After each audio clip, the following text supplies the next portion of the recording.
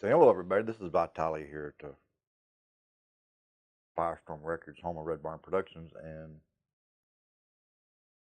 today we're talking about the Behringer X32.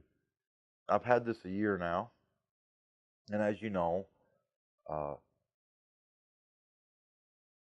I do reviews on affordable gear and long-term use, and I come back and tell you how it's done.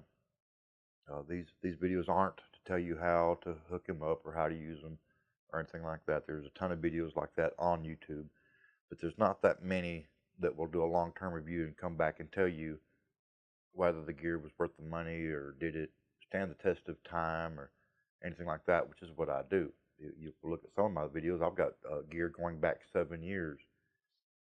I've had the X32 a year now, a little over a year. Uh, it's the first version 1.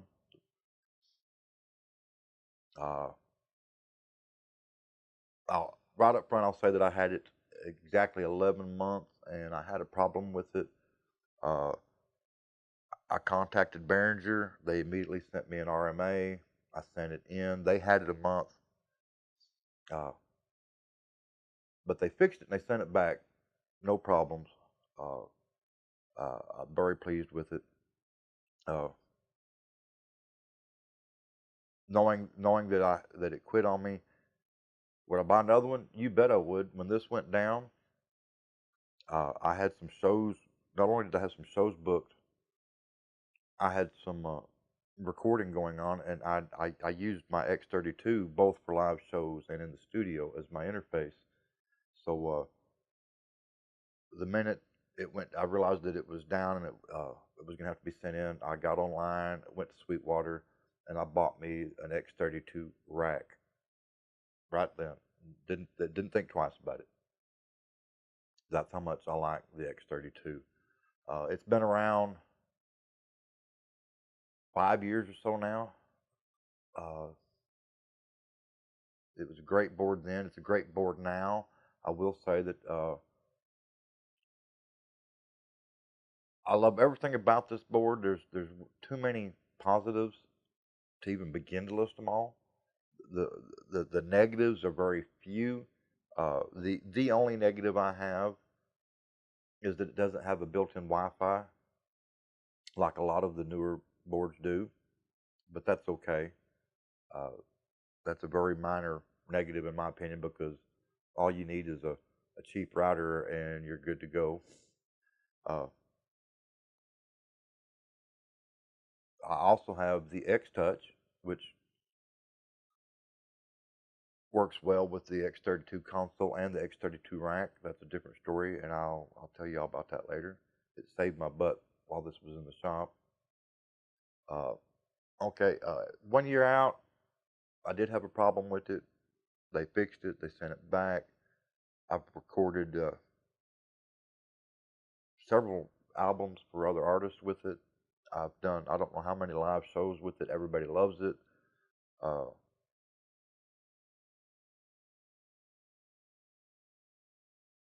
it's just a great board for the money. These when they came out, they were $2,900. Uh, Not too long after I bought this one, they dropped them down to $1,900. And if you look around, you can pick one up for just a little cheaper than that. And for that kind of that price point, you're not going to beat it. A Personas is going to run you 2,900 or more for the 32 channel version. Soundcraft, again, a lot more money. Uh, Midas, a lot more money. Midas is a good board. There, the Behringer X32 is actually built by Behringer in conjunction with Midas because Behringer bought out Midas and Clark Technic and a couple of other companies, so they would have the technology to bring us this board, and I'm sure glad that they did. So the Behringer X32, 1 year out. Would I buy another one? Yes, I would, and did kind of, sort of, and plan on buying another one. So check back with me in a couple years, and let's see how it's doing. Uh, I will cover the X32 rack in another video. I think y'all are going to enjoy that one as well. Uh, if you need any other information on the X32 rack and you can't find it online,